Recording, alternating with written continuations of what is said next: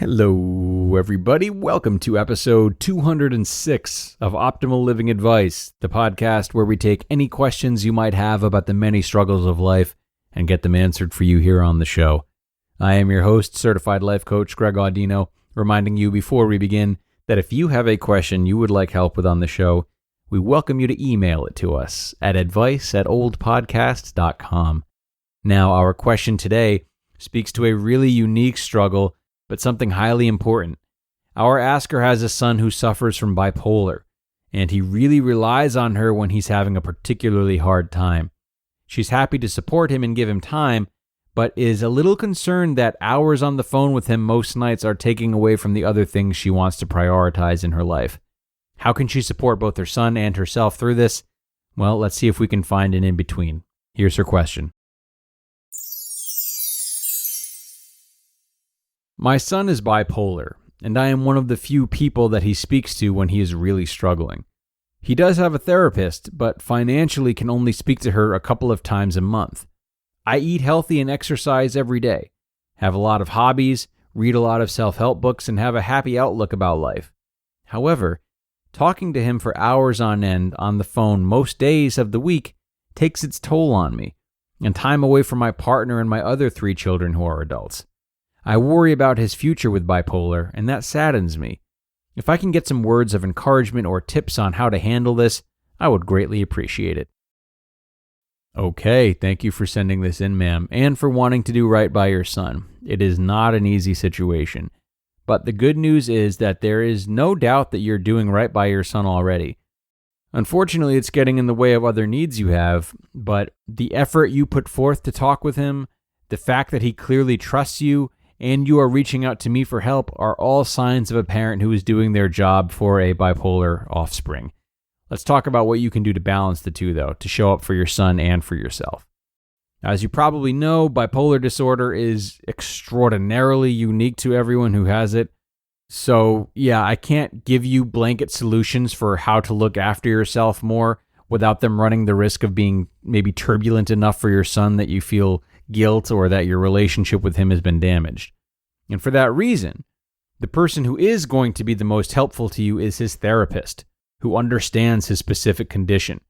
I highly encourage you to reach out to her, and what I want to spend today talking about is what questions to ask her, and some answers you can probably expect. But her word should definitely trump mine if she does say something opposite of what I do.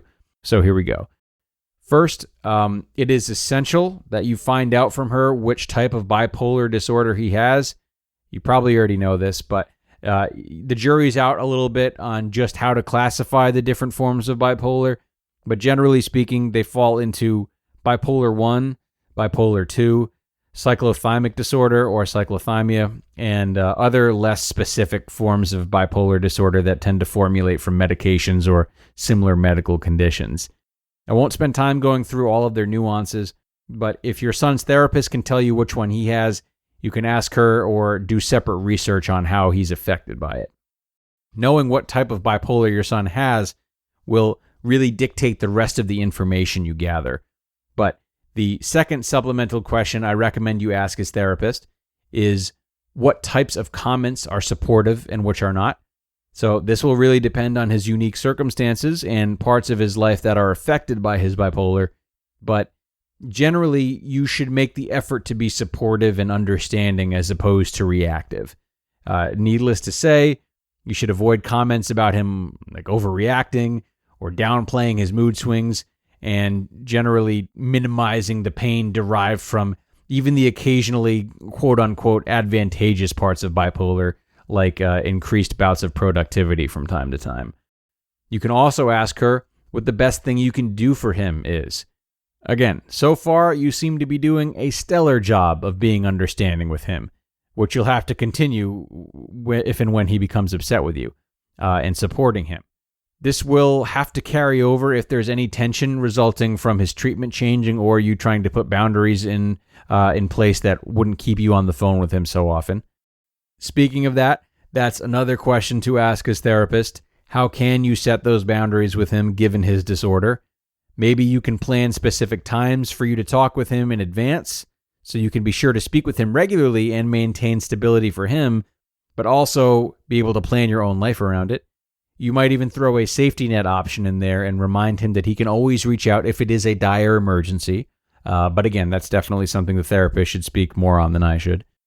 And finally, it will be good to ask the therapist how you can delegate and get others involved a little bit more as long as he's comfortable with it. Maybe one day a week, another family member can be his point of contact. Maybe you can plan get-togethers with everyone more often, or potentially pay for one extra therapy session for him per month. So until you get answers to these questions, do just remind yourself that you're serving a great role for your son, and that his reliance on you reflects you being a wonderful mother. I say this not to make you feel bad about changing your approach so as to develop more time for yourself, but rather so you don't forget that this time on the phone with him is very meaningful to him and is not wasted while you do seek out a way of looking out for yourself a little bit more. And when you do get these answers, know that they are only going to help with his future with bipolar, the future that you're worried about. This will be important to keep in mind if there's any initial pushback from him as you try to impart a new schedule. A big thanks to our asker once again for making this episode possible, as well as for caring about real mental health concerns and striving to be the best mother she can be. You know, whether it's a more day-to-day concern that we're more apt to addressing on the show, or a more severe diagnosable problem like bipolar, we are all affected differently by that which we carry with us. So even if it's someone in your family who you know extremely well, it's never a bad idea to ask as many questions as possible of them, of their mental health professionals, or other trusted sources that can help you understand what they're going through specifically. Never assume too much. And with that, it is about time to get out of here. Thank you so much for your time today, everyone, and for sticking around until the end. We will be back again soon in 207, so don't miss out. Take care of yourselves until then, and I will look forward to talking to you soon. Bye, guys.